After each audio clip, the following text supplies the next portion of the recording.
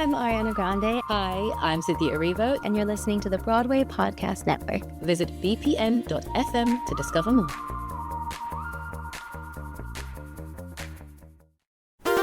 There's a cat over here.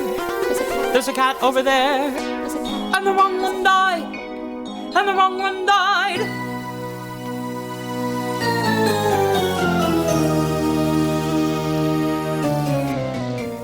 Welcome to The Wrong Cat Died, the podcast breakdown of the catastrophe. I'm your host, Mike Abrams, and today we have another amazing guest. She was a swing on the U.S. National Tour 5 in 2006, and then was Demeter closing the 2016 Broadway Revival of CATS.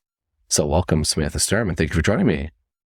Thank you for having me. I'm excited to have you here. I've talked to so many people from 2016's Revival that at this point I'm like, who's left? And I was so excited when you said yes, because it's fun to hear, and it's really fun to hear and talk to people who got to do both choreographies, because that's not that many people that got to do that. So we will get there, but start at the beginning. When was the first time you ever saw CATS? Oh, so I kind of lived off of the movie version. The VHS. When the VHS, yes, before DVDs were invented. Yeah. When I was pretty young. And I kind of wore out my tape. Mm-hmm. And then when I was, I think, 12 or 13, I was at a summer camp, and a woman who had played Cassandra on Broadway came and guest taught at this camp. And she taught us Copeland, which was kind of the most famous choreography from the ball.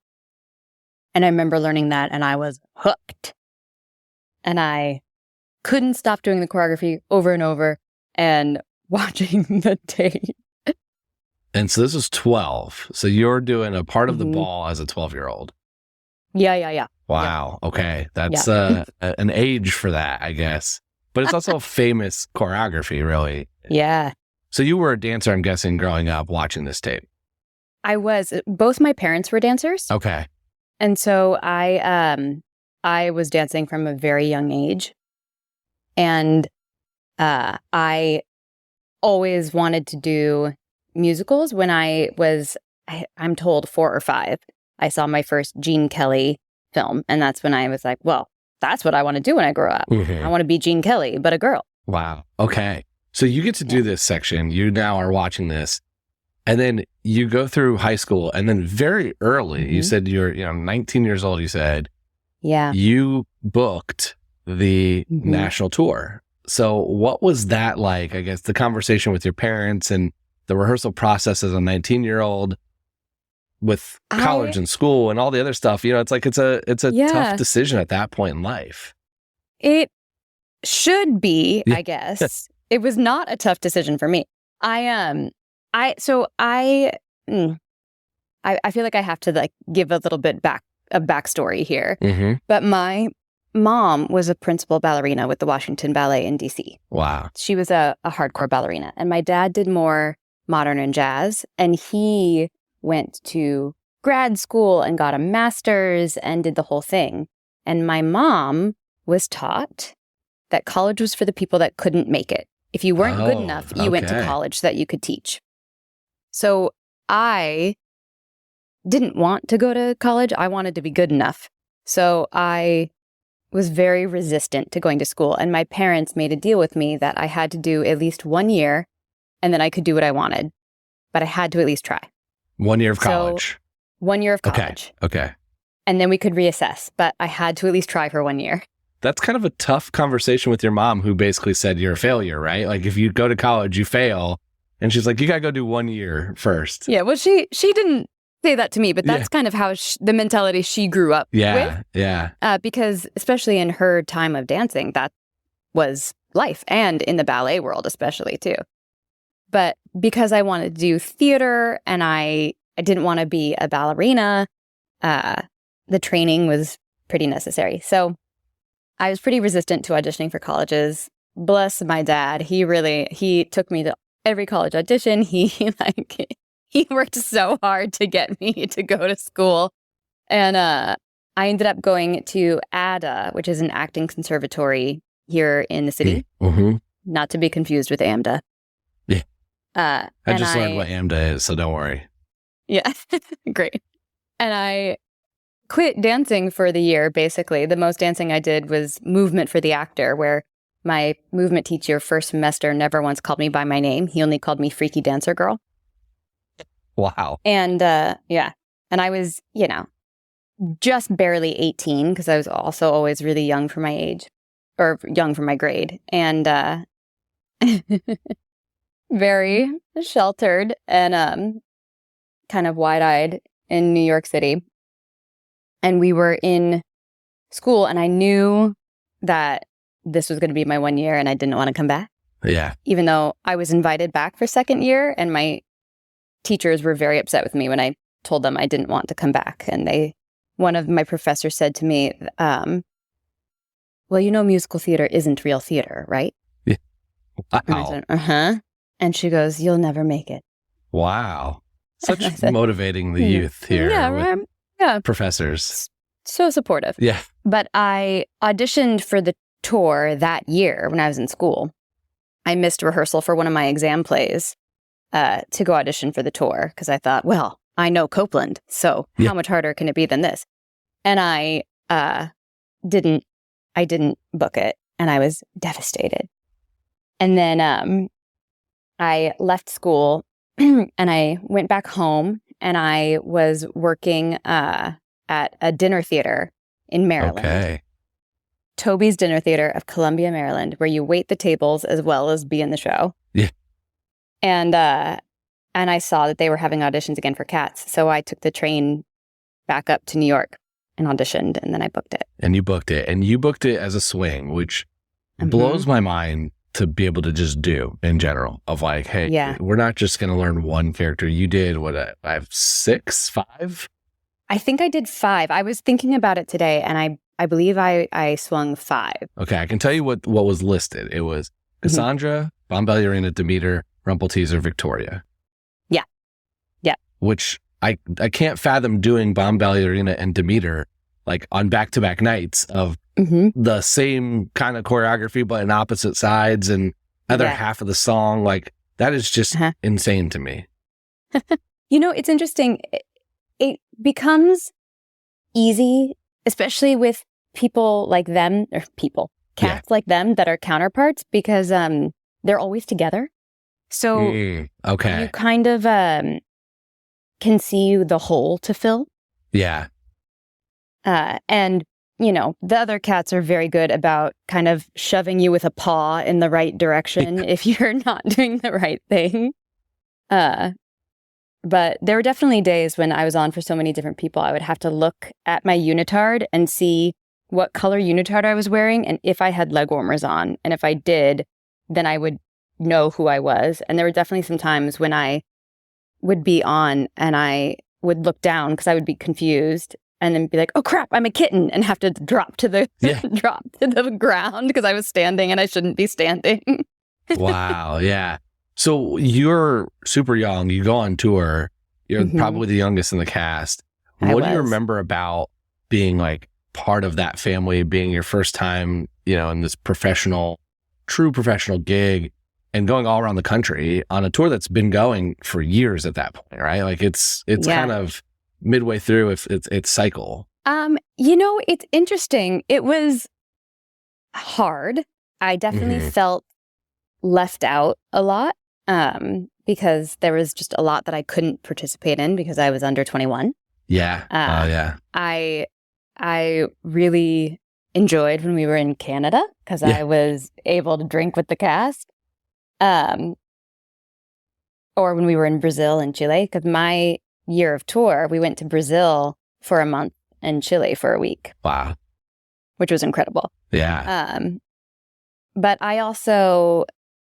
partway through the year, also became the assistant stage manager, assistant company manager as the youngest person on tour. And I would call the show sometimes. Wow. So you were in the booth or whatever calling for as a 19-year-old. Yep. Lights 124, go. Lights 125, go. Like, that was me. Wow. That is impressive. Okay. So then mom made it. You're not just professionally doing it. You're doing it all. Yeah, look at me, Mom. That is incredible. Okay. So you do this tour, you do your year there, and you call the show, you get to know the show really intimately by doing that. And then it's 10 years, almost 11 years later. So there's obviously career in between there. But what was that moment like when you realized, hey, there's a chance to be part of this revival? Well, I certainly was excited about it. And I was really excited that Andy was going to update the choreography because I've always had a lot of respect for him. And I felt like the movement could use an update.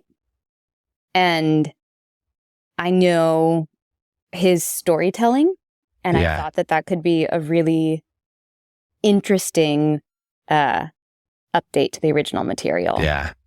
And I was like, well, I did the tour, no brainer. I knew Copeland when I was 12. Clearly, I ready to go. Yeah. So I want to talk a little bit about that because there's definitely, I didn't realize how big of I've only seen Andy's choreography live and I've seen the VHS, the same copy. I mean, I've seen it on an iPad because I didn't have the VHS. But like there are definitely people who listen to this podcast who are what I call them traditionalists. It's like, it is Julian Lynn's choreography or nothing. And then there's like a lot of people that kind of see the value of both. So having done both, what are some of the updates that you noticed that you thought were, like it stays pretty true to her, like it honors her choreography, but there are some differences. So you've got the experience, both sides of it. What are some of those things that you noticed that you can kind of speak to about those differences? I thought that, I wasn't in the original cast of the revival, but a lot of the most iconic choreography is still there. That was not touched. Copeland is still there. Yeah. Victoria's solo is still there. Yep. There's the things that, Mr. Mistopheles' huge turn sequence, still there. Like, there's lots of things that I feel would be criminal to touch, and Andy knew that. Yeah, for sure. And they stayed. But I thought that a lot of storytelling got a lot clearer. And, it's a hard plot to figure out anyway. Eesh. You're telling me 150 episodes later trying to figure it out. Yeah. Yeah. But I thought that he made the plot a little more understandable and feel a little more succinct. Is there anything in particular that you like stood out from that? Like, when you say that, like, because I saw the reverse. So like I didn't have this like, oh, I know the whole choreography and the VHS and everything. And so I only saw the first story was Andy's version. And then I went back and saw a different version, mostly because there's also other changes, not just like there's not Growl Tiger and some of that other stuff that was cut. But was there any, like, are there other parts that you thought were maybe clearer because of it? I felt like, especially in the ball, it felt a little bit more storytelling as opposed to just incredible dance for the sake of incredible dance. Yeah, because to me, the ball's an orgy, though, right? Like, that's what everyone's told me. You're watching an orgy. So is he adding plot to the orgy? Like, how does that work? Yeah, it's like, we're adding plot to the orgy. I also feel like the opening number, too, felt a little bit more pointed. Yeah, I mean, I'm asking out of no knowledge to be able to add to this conversation because I watched it in the reverse. Like I can talk to you for hours about the backstory of the characters, but this particular topic is very hard for me as someone who's not a dancer. Like I know Copeland as in it's been said to me enough times. I know it's a very famous piece of choreography. If you asked me to like pull out Copeland from the ball, I wouldn't have any idea what you're talking. Okay, so in the ball, there's a part where everybody is kind of in an orgy ball in the middle of the stage, and the music gets really quiet. That's the clump? The clump. Okay. Yep. And then you hear like, boop, boop, boop, boop, boop, boop, boop, boop, and everybody starts popping out looking kind of paranoid. Okay. And then the music starts to build, and it's dun, dun, dun, dun, dun, dun, dun, dun, dun, dun, dun, dun, and there's a huge light change. And then people start like undulating and getting all this energy, and everybody starts a couple people at a time doing different choreography. And then all of a sudden, the entire stage breaks out in the same choreography where like their knee kind of shoots into their chest. Okay. And their arm shoots up and they like all jump out and their arms reach up to the sky. So I now know what you're talking about purely because when I TikTok and I use those like green screen things, that's one picture I use very frequently. Yes. And it's like one of the classic. Okay, so I now know. Yes. Thank you. Now I know what You're welcome. Copeland is. I've never known. I've heard it, but now I know. Okay, so I want to go back to coming into Broadway. So you come in partway through. You're going to close the show. You're at the end of it. Mm-hmm. You get brought in through a rehearsal process and everything. I'm always fascinated by how much you're told of the character development when you're not in that initial, like everyone together storytelling. So how much did they tell you about Demeter or how much did they say, you've already done this, you get it, add your own? I think I was very lucky in that I was already so deeply familiar with the material and the source material and I already had such a very clear vision of who Demeter was and who she was to me, that I was really allowed to kind of have free reign over her as a character. And I wasn't given as much backstory on her because I didn't really need it. Yeah, you come in and you know it. So they're saying, here's the changes, here's the choreography change, here's the a couple like story plot changes that you need to know, but you don't need to know that her backstory with McCavity and all that stuff because that was told to you. What do you remember from 2006 when you were on your tour when they did that whole, because you were learning 5 backstories. I was. What do you remember about what they told you then? I remember, Demeter had lived a hard life. She was probably a street cat. She had been kidnapped by McCavity and used and abused by him. Yeah. And somehow escaped him, but still had this odd fascination with him. Yeah. And was terrified of him, but also obsessed with him. And could always feel his presence before she even saw or knew that he was there. She could just feel that he was there. And was desperate to be part of the tribe again. And was loved by the tribe. And was like a teenager cat. As opposed to a kitten or an adult cat. Yep. What about do you remember some of the other ones? Like, because you have to do Victoria, right? You've got to do Rumpelteazer. Like, those two have very different stories. Yeah. Well, Victoria loses her virginity. On stage. And the Victoria solo is her discovering her body. And kind of figuring that out for the first time. Which was really interesting because I was on that tour. I was a very innocent, inexperienced young lady. And so I did not really understand a lot of the movement that especially as bomb ballerina, like I really had to fake it till I made it with being the sexy cat. But so if you go back to that moment too, like you're hearing these stories, you did it as a 12-year-old, or you learned pieces of it as a 12-year-old. Yeah. You've watched this VHS as a child.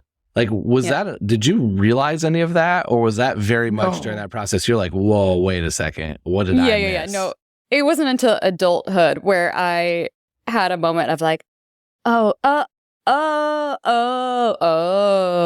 Yeah.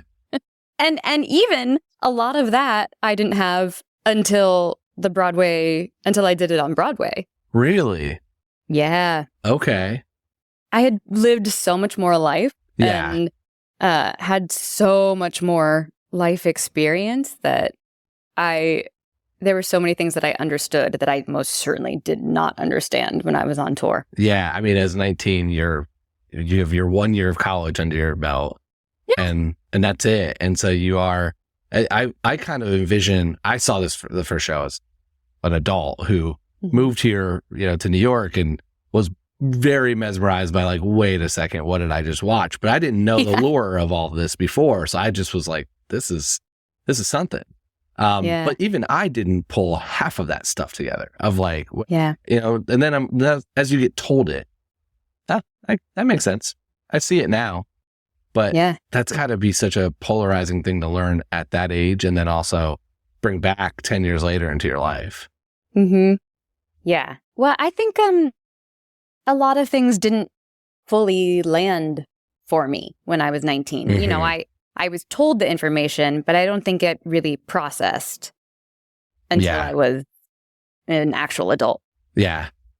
Yeah, for sure. I think it's also that's experience too as a performer and actor. But also there's, I don't think you've became more cat, in 10 years, but no. But you definitely can relate to more of the interpersonal pieces of the content at points. Yeah. Yeah, no, at 19, I was really just angry if I didn't kick myself in the head every time I did a batma. I would come off stage and be angry if I didn't touch my shin to my forehead every single time. It was a failure of a show. We're going to take a quick break and then we'll be back for more of The Wrong Cat Died. Were there any moments on tour that were like super memorable? Because, obviously you were, again, really young, but you're doing all these different tracks. You're the child of you're calling it, you're doing all these different things. Like what stands out from that? It's been many years now. Yeah. I have a lot of moments. There are a lot of stories that I tell from that tour that were insane. And a lot of it was frankly things that didn't necessarily happen to me. It was stuff that I witnessed happen on tour. Because we had the blow up set. So it was I call it the bounce castle hat set. Yes. It's what it was. It's a moon bounce. Yeah. And there was one day during Rum Tum Tugger where there's a tag on at the end of the song. And in the original choreography, Rum Tum Tugger is up on the car trunk in a spotlight dancing. And the entire cast is facing upstage, watching him doing all this choreography. And Dave, the guy that was playing Rum Tum Tugger, he lost his balance and he started to fall backwards. And you weren't supposed to touch the balloon, but he couldn't catch his balance. Everybody was dancing and you saw Dave and then suddenly you just saw a hand and a tail because he had fallen between the trunk and the moon bounce. Wow. And everybody on stage lost their minds, but then Grisabella enters and everybody is supposed to be serious and and scared and everybody was laughing hysterically. Yeah. Do you remember who you were? Were you on that night? I wasn't. I was watching on the monitor backstage, dying with laughter. Yeah. You didn't have to get serious. Everyone else did. You got to keep laughing. What was the craziest broken moment you had to deal with as calling the show? Like, was there any times where you had to like really quickly fix something because something went crazy wrong? No, I would call the entire show until there was one section of the show that I never called. They always had the PSM call. So you had to cue several things at one time. And so, for most of the show, our stage manager would be either, if I was calling, she would be out taking notes or watching or, doing one of the other stage manager tracks. Yeah. But then for this one moment in the show, was it during Growl Tiger? It's been a long time. Did you have the boat that came down for Growl Tiger? We had a piece of a boat. Okay. And then a drop. Okay. Because I know that earlier productions had like a ship come down essentially during that number, but I don't know if it was in the bounce castle. So it was a drop that came down in front of the bounce castle, and then we had like a piece of a ship, little set piece that people could stand on and jump off of. Yep. And then all of our I hate even saying it. All of our Siamese costumes, were giant and cumbersome, and we had these really huge. Because weren't they in the back of Tritons. that, essentially, of that? Because again, this is a number I don't know as well because it's one I've seen as often. Yeah, it was rightfully eliminated in the revival. Very rightfully, yeah. So they're behind the boat essentially, or they're like on the boat technically when they're having that section. But you didn't call that because that's too many things going on. It's just always too many things, and especially at the end of that number, the drop is released from a magnet, and one of the cats has to run it off stage, and there's also big light changes happening. So I never called that moment. And I did call the spaceship at the end of the show. And then I would talk to Grisabella on the phone because they had a little phone for her in the in the production on tour. For lack of a better term, a spaceship drops down from the then ceiling. she kind of climbs up, and right? And then climbs into it, and hooks herself in, and then it takes her back up into the rafters of the theater. And there was a little, in case there was, an emergency or a problem, there's a little phone in the spaceship. And I would talk to her on it sometimes. 2016 car phone in the spaceship. Yeah. Did you set out to call, to do the assistant stage? Was that something you wanted to do, or is it just asked and why not? So what happened was there was some large fights that went down. I won't tell you all the details. We can talk about it when it's not recording. But there were some large fights that happened in our cast. And some behavior was displayed by some people that was not the best. Okay. And the person who was originally the assistant stage manager, assistant company manager, was asked to step down from the role. And when the general manager asked the crew who they thought should take over, apparently everybody said me. Wow. That's great, right? That's an honor.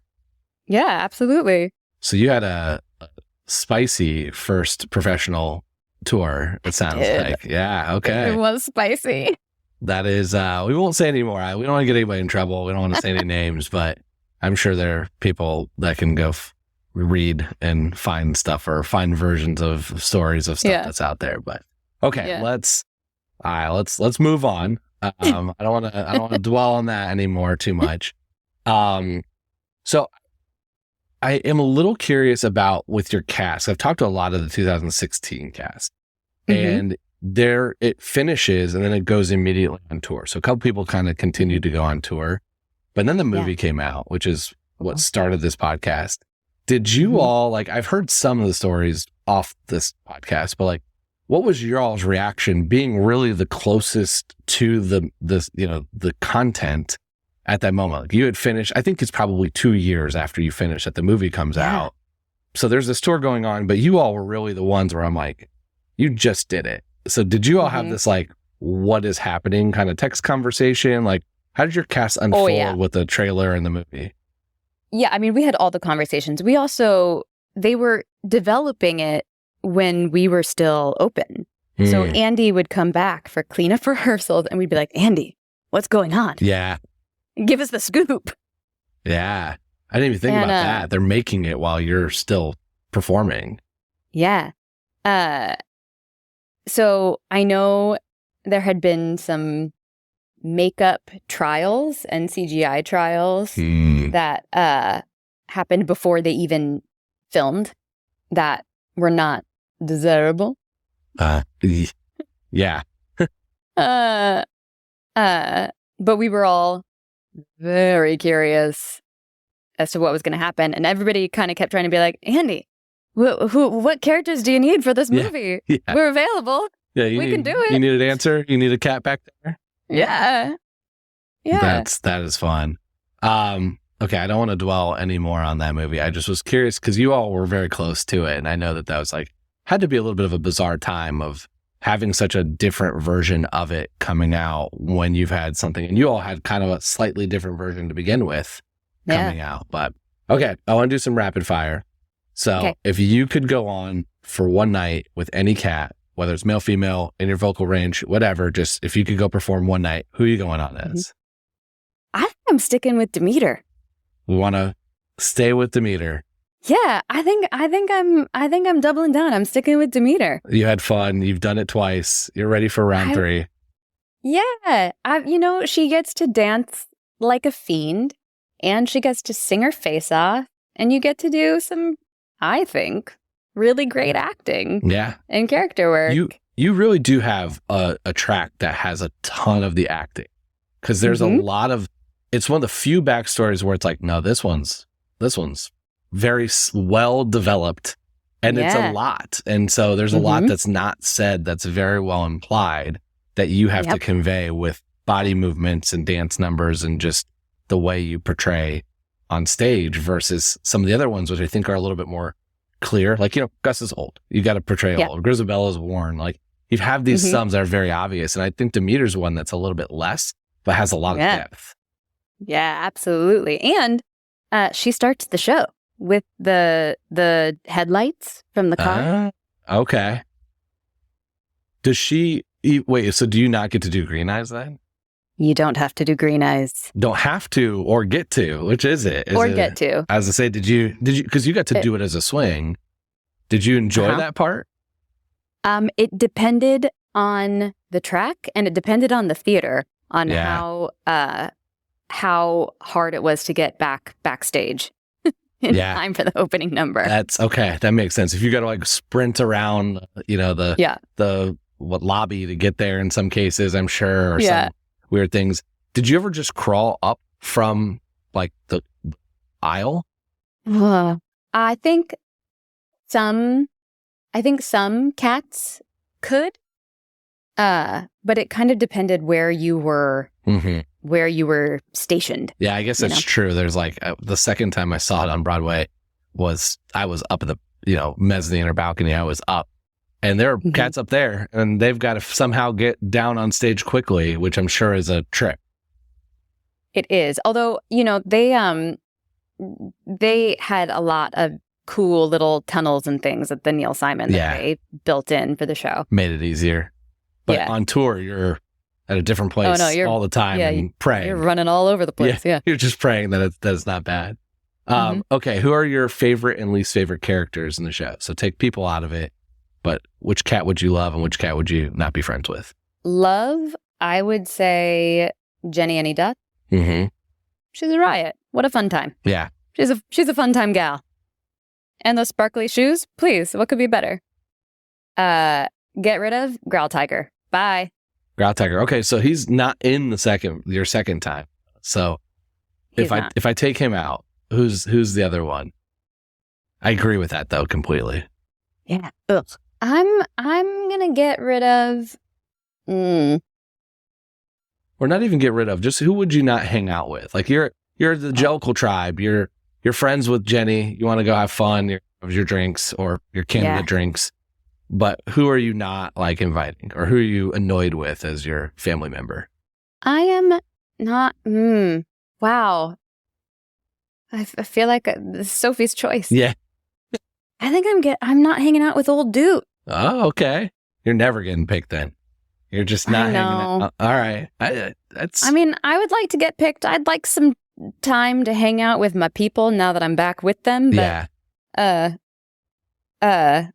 don't know. We all love him. Although, actually, you know what? I'm going to change my answer.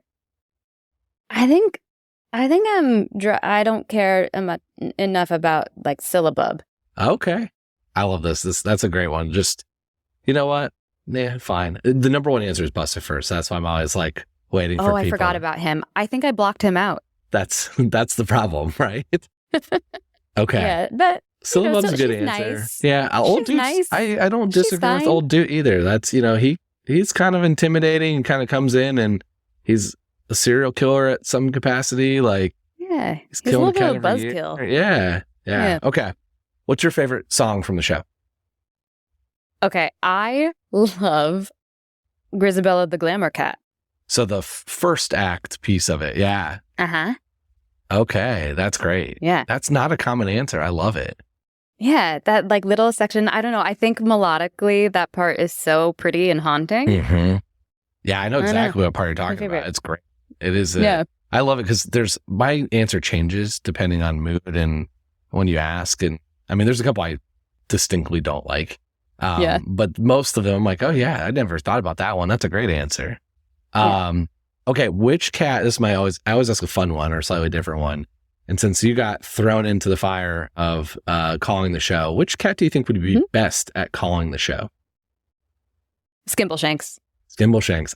So I think there's only two answers. It's Skimbleshanks or Monkish Trap. Yeah. But Skimbleshanks would be, he's no light is going to be off at all. Perfectly on time. Yeah, not on his watch. Yeah. His very large watch. Yes. Okay. Most important question. I've argued at length.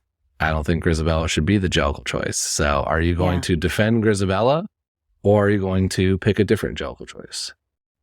I'm not going to defend Grisabella. I love it. I don't care what you say next. That's all I needed to hear. Great. Yeah. Close up shop. Done. We're done. Okay. Thanks. Bye. Even though I want to hang out with her at all times, I think maybe Jenny Anydots. Or no, Jenny Anydots. Okay. So give me your rationale for Jenny. She works so hard to be the one to get picked. She trains little mice. She teaches them how to make lace, which is what tatting is. I like the version. Sorry, I didn't mean to. No. I love that. That's it's great too because I had to look it up. I did not know. Yeah.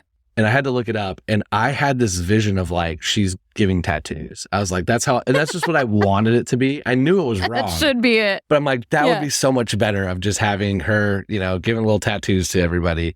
So I knew that was incorrect, but I like that better. So I've kind of always still envisioned like she's crocheting, which I knew, and then she's giving tattoos. Frankly, that makes me want it to be her even more. Yeah. I feel like she deserves it even more. Look at all these skills that she has passed on and has developed. She's worked so hard to create this giant number to make her case.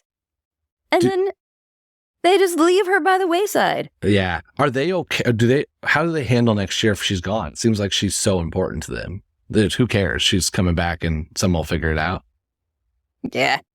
Somebody always picks up the reins. She's taught so many people how to tap dance. Somebody else will be able to do it. Yeah. Yeah, of course. They've all got their what tattoo. I don't know what tattoo. I don't know what tattoo you'd give a cat, but they've all got their own new ink. They're ready to go. They have little like mouse tails for each mouse that they've eaten or something. Yeah. instead of like a teardrap tattoo. They've got a mouse tail for all the cockroaches that they've taken care of. Yeah. I'm a fan of that decision. She's not always chosen. She's got some votes, but she doesn't have a lot. So I'm all for it. I do think she works hard. She definitely puts her effort into it. I think her disadvantage is she's early in the show. And as someone who thinks this is the X Factor on drugs, that's always tough to be like the second performer when you're voting, the America's vote or Britain's vote or whoever's vote. It's usually the last two that have the best shot. But she skins herself alive. What more could you ask? You don't have to convince me. I am here for it. That huge coat comes off and she's in fringe, but that's her.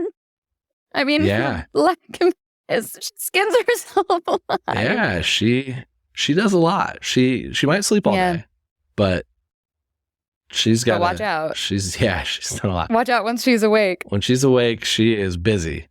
Yeah. I love it. I'm here for any non-Grisabella vote. So that's my goal, is to slowly convince the voting public that she's the wrong choice. Yeah, Grisabella tries too hard. She's too much of a pick-me girl. I think she just should spend next year with the family. Like, if you're going to accept her back. That's a much nicer way to put it. You're just like, forget her. I'm done. You don't even want her to come back to the tribe. You're just send her back off. But Demeter, she has to be the broken one. There can't be two of us. That's true. Didn't I try hard enough to get back here? Now you're stealing my thunder already? Is Grisabella Demeter's mom? I have never considered that ever. No. Okay. Now, so let's put it to the test. It wasn't told to you. You never played it, but could it be possible? Sure. It could absolutely be possible. I, in my brain, Demeter is fascinated by Grisabella because they have similar lived experiences. Yeah. And she is curious about her and fascinated about her, but has heard so many stories about her that she's scared to talk to her, but she feels connection to her. Yeah. I've always felt she's like one wrong decision away from being her. And so that's kind of like, it's like, ooh. So do you play Bomb Ballerina as sister or friend? Sister. So that's kind of where I think it gets interesting if Grisabella is the mom for those. Now, it might not work because if you're not kittens, she might be not old enough to be mom. But I think that's a really interesting proposition of Bomb Ballerina is the positive, glamorous side that she used to be of her as mom and daughter. And you're we are one or two bad decisions away from following in mom's footsteps.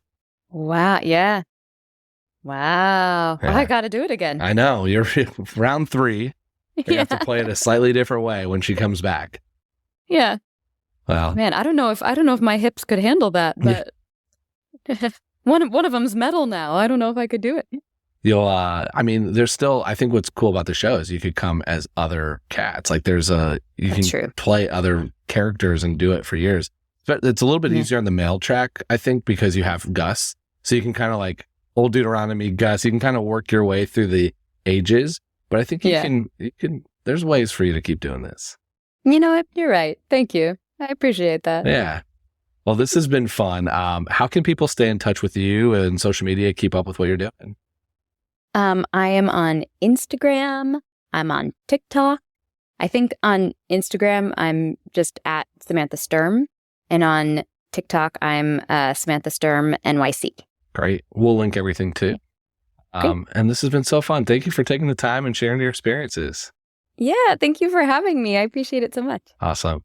And thanks everyone else for listening to this episode of The Wrong Cat Died, the podcast breakdown of the catastrophe. To follow along, you can subscribe on Apple Podcasts, Spotify, or anywhere else on the podcast. Follow us on Twitter, Instagram, Threads, and TikTok at The Wrong Cat Died, or check our website, TheWrongCatDied.com.